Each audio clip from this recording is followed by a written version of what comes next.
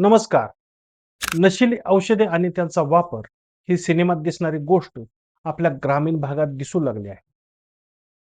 विटेसारख्या छोट्या शहरात पोलिसांच्या कारवाईत एका 25 वर्ष वयाच्या युवकाला मेफेंटरमाइन सल्फेट या औषधाच्या साठ्यासह अटक केल्याने खानापूर तालुक्यासह संपूर्ण जिल्ह्यातील लोकांचे डोळे विस्फारले आहेत. कुठे आणि कशी झाली कारवाई?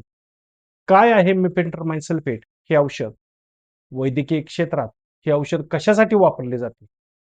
विद्यालयीन युवक या औषधांचा वापर नशेसाठी का करत आहेत? हे आपण या व्हिडिओच्या माध्यमातून पाहू. नमस्कार, मी सुधीर गोडके आणि आपण पाहताय मराठी टाइम्स. नवनवीन माहितीपूर्ण व्हिडिओ पाहण्यासाठी आमचा चॅनल नक्की सबस्क्राईब करा.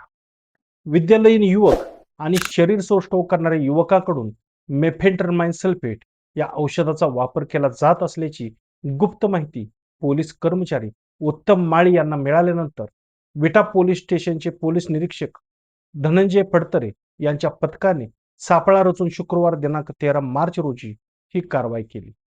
या कारवाईत गारडी तालुका खानापूर जिल्हा सांगली येथील 25 वर्षीय युवक रोहित करण जावीर या आरोपीला मुद्देमालासह रंगेहात पकडून त्याच्यावर गुन्हा दाखल करण्यात आला.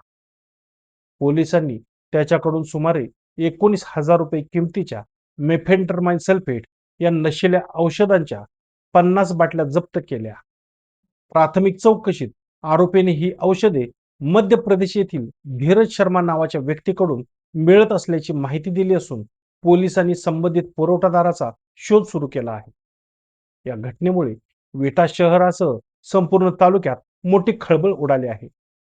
या नशेच्या औषध विक्रीची आंतरराज्य टोळी या घटनेमागे आहे. पोलीस त्याचा तपास करतीलच, पण या नशेच्या औषधांचा विळखा तरुणाईला घट्ट पडत असल्याचे दुःखदायक चित्र समोर येत आहे. आता आपण पाहू मेफेंटरमाइन सल्फेट म्हणजे काय. वैद्यकीयदृष्ट्या मेफेंटरमाइन सल्फेट हे औषध कमी झालेला रक्तदाब वाढवण्यासाठी वापरले जाते.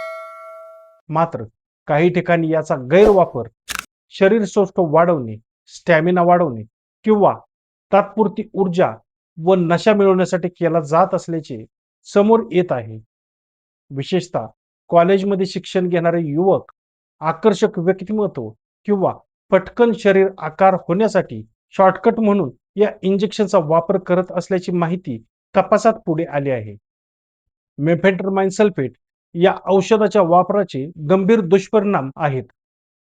तज्ज्ञांच्या मते डॉक्टरांच्या सल्ल्याशिवाय अशा औषधांचा वापर केल्यास हृदयाचे ठोके अनियमित होणे, रक्तदाब धोकादायकरित्या वाढणे, घबराट, चक्कर, कंप, व्यसन वाढण्याचा धोका, स्ट्रोक किंवा हार्ट अटॅक सारखे जीवघेणे परिणाम होतात.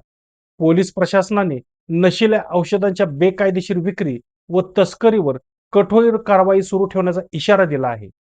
ती कारवाई होईलच, पण नागरिकांनी आणि पालकांनीही आपल्या मुलाकडे लक्ष ठेवून संशयास्पद हालचाली आढळल्यास सजग राहण्याची गरज आहे.